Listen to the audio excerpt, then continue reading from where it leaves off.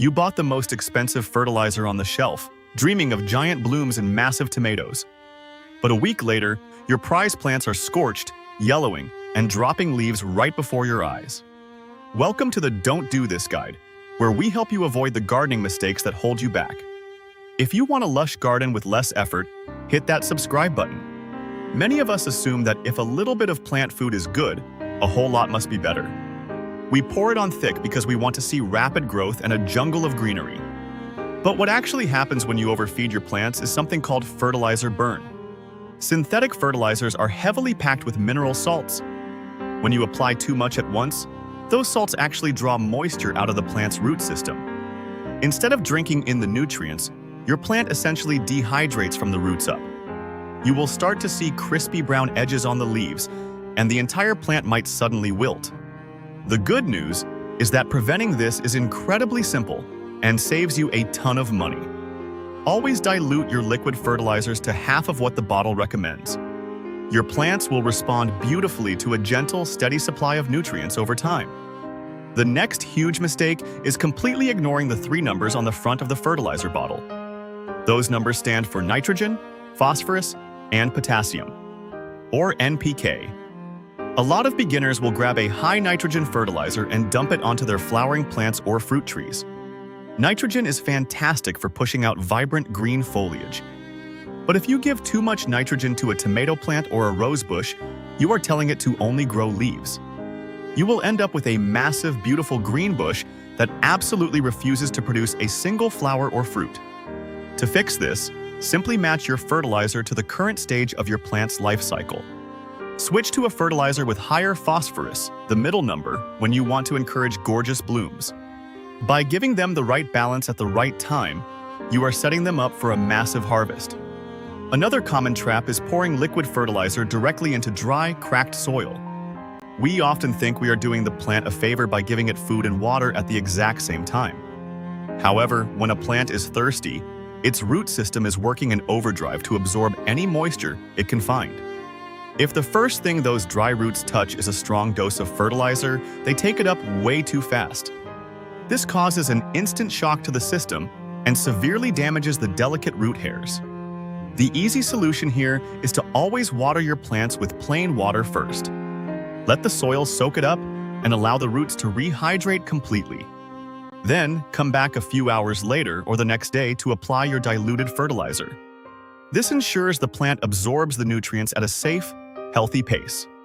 Our fourth major issue is trying to force plants to eat when they are actually trying to sleep. During the late fall and winter months, most houseplants and outdoor perennials go into a state of dormancy. Their growth slows down to almost nothing due to the lower light and cooler temperatures. If you keep pumping them full of fertilizer during this time, they simply cannot use it.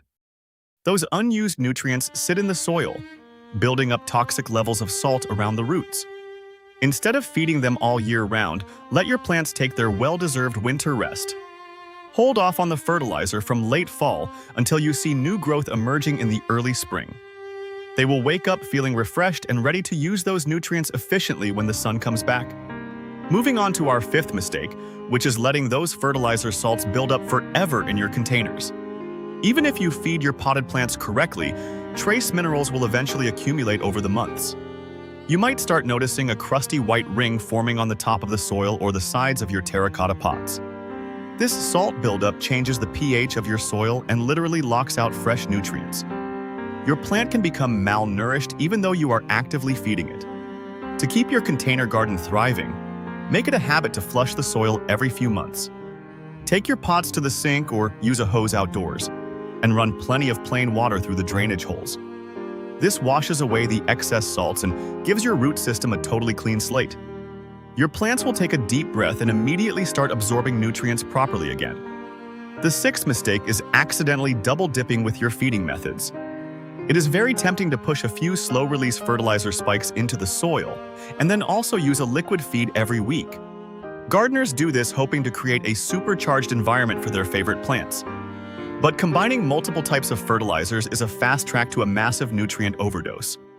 The plant gets completely overwhelmed, and its growth will become stunted and deformed. Choose just one feeding strategy that works for your lifestyle and stick with it. If you love the convenience of slow-release granules, trust them to do their job over the season. Keeping your routine simple is actually the best way to encourage steady, vigorous growth. Finally, our seventh mistake is relying exclusively on harsh chemical fertilizers while ignoring the soil itself. Synthetic feeds give your plant a quick jolt of energy, much like a sugar rush. But if used constantly without any organic matter, they can actually harm the beneficial microbes living in the dirt. A sterile soil environment means your plants have to rely entirely on you for their survival. The most rewarding solution is to start incorporating organic options like compost or worm castings. These natural amendments gently feed the soil microbes, which in turn feed your plants perfectly.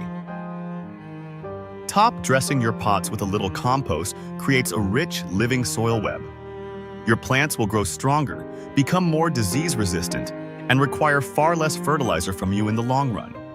Overfeeding can stress and damage your garden, but with a gentle and patient approach, you can easily restore your plants to perfect health. There you have it, the key things to avoid when dealing with this topic. If this video saved your plants, hit that subscribe button and drop a comment below on which mistake you've been making. See you in the next guide.